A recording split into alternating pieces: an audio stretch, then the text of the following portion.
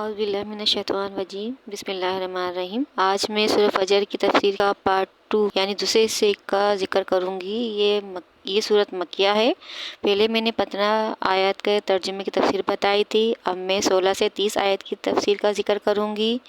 ترجمہ کچھ یوں ہے: بس انسان کا حال یہ ہے کہ جب اس کا رب اسے آزماتا ہے، اس طرح کہ اس سے عزت اور نعمتیں عطا فرماتا ہے، تو وہ کہتا ہے میرے رب نے مجھے عزت بخشی۔ لیکن جب وہ اسے آزماتا ہے اس طرح کہ اس پر اس کا رزق تنگ کرتا ہے، تو کہتا ہے میرے رب نے مجھے ذلیل کر دیا۔ ایسا ہرگز نہیں ہے، بلکہ تم لوگ یتیم کی عزت نہیں کرتے اور نہ ہی تم مسکینوں کو کھانا کھلانے کی ایک دوسرے کو ترغیب دیتے ہو، اور تم وراثت کا مال خوب سمیٹ سمیٹ کر کھا جاتے ہو، اور تم مال سے شدید محبت کرتے ہو۔ ایسا ہرگز نہیں کہ عذاب نہ ہو جب زمین کوٹ کوٹ کر برابر کر دی جائے گی اور آپ کا رب جلوہ فرما ہوگا اور فرشتے قطار بنا کر حاضر ہوں گے، اور اس دن جہنم لائی جائے گی۔ اس دن انسان کو سمجھ آ جائے گا، مگر اب اس کے سمجھنے کا کیا فائدہ؟ وہ کہے گا کہ کاش میں نے اپنی آخرت کی زندگی کے لیے کچھ آگے بھیجا ہوتا۔ بس اس دن نہ اس اللہ یعنی اس کے عذاب کی طرح کوئی عذاب دے سکے گا اور نہ اس کے باندھنے کی طرح کوئی باندھ سکے گا۔ اے مطمئن جان، اپنے رب کی طرف واپس چلو، اس حال میں کہ تم اس سے راضی ہو، تم سے وہ راضی ہو۔ بس تم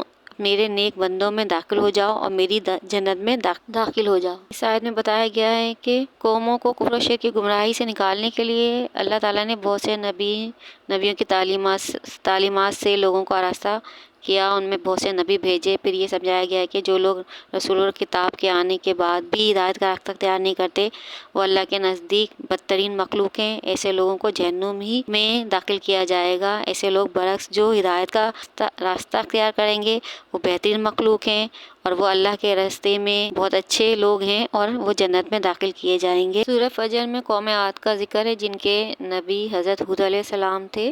قوم عاد بت پرست تھے۔ یہ حجاز، یمن اور یمامہ کے درمیان میں رہتے تھے۔ ان کے بڑے بڑے بتوں کا نام تھا عمود اور قبط۔ ان کا قد 40 ہاتھ کے برابر ہوتا تھا۔ ان کی عمر 800 سال تک ہوتی تھی۔ وہ کبھی بھی بیمار نہیں پڑتے تھے، نہ ان کے دانت ٹوٹتے تھے۔ ایک ہاتھ سے درخت کو اکھاڑ لیا کرتے تھے، یعنی کہ یہ سپر پاور قوم مانی جاتی تھی، اور انہوں نے تقریباً 1500 سال تک حکومت کی تھی۔ چٹانوں کو تراش کر یا کاٹ کر اپنے محل بناتے تھے یا گھر بناتے تھے۔ ان کے سرسبز باغات ہوتے تھے جن سے یہ مالا مال ہوتے تھے، اور ان پر کبھی قحط نہیں آتا تھا، اور یہ لوبان کی کاشت کرتے تھے، اور ان کو ارم کی قوم بھی کہا جاتا ہے۔ ان پر جب اللہ کا عذاب نازل ہوا کیونکہ انہوں نے قوم یعنی کہ ہود علیہ السلام کی تعلیمات کو رد کرا، تو ان پر اللہ تعالیٰ نے عذاب بھیجا جو 7 رات 8 دن ہوا کا چلنا تھا، اور اس عذاب سے وہ لوگ مٹ گئے یعنی برباد ہو گئے، تباہ و برباد ہو گئے، اور ان کا نام و نشان نہ رہا۔ یہ تو قوم ہود تھی جو اللہ کے عذاب سے بچ نہ سکی۔ اس کے بعد قوم سمود آئی، جس کے پیغمبر حضرت صالح علیہ السلام۔ یہ قوم بھی سرکشی میں سب سے زیادہ تھی اور بتوں کی پوجا کیا کرتی تھی۔ حضرت صالح علیہ السلام نے ان کو بہت سمجھایا کہ سرکشی میں آگے نہ بڑھو، لیکن یہ نہ مانے۔ پھر اللہ تعالیٰ نے اس قوم پر اپنی ایک نشانی اونٹنی بھیجی، جس کو کہا گیا کہ اس کو نہ ستانا، لیکن وہ قوم نہ مانی اور اس اونٹنی کی ٹانگیں کاٹ دی اور اس کو ہلاک کر دیا۔ اس کا ایک بچہ بھی تھا جو کہ چیخ کر غار میں پہنچ کر ہلاک ہو گیا۔ قوم پر بھی زلزلے کی شکل میں عذاب آیا اور یہ قوم بھی تباہ ہو گئی۔ جن قوموں نے سرکشی اختیار کی وہ سب قومیں تباہ و برباد ہو گئی، اور اللہ تعالیٰ نے ان کا نام و نشان مٹا دیا۔ تو ہمیں اور آپ کو چاہیے کہ اللہ کے بتائے ہوئے راستے پر، سچے دین پر چلیں، اور اس کے گناہ گار بندوں میں شامل نہ ہوں، بلکہ اچھے بندوں میں شامل ہو جائیں، اور نیکی کے راستے پر چل کر دین و دنیا میں کی بھلائی میں شامل ہو کر اللہ کے احکامات بجا لا کر سرخرو ہوں۔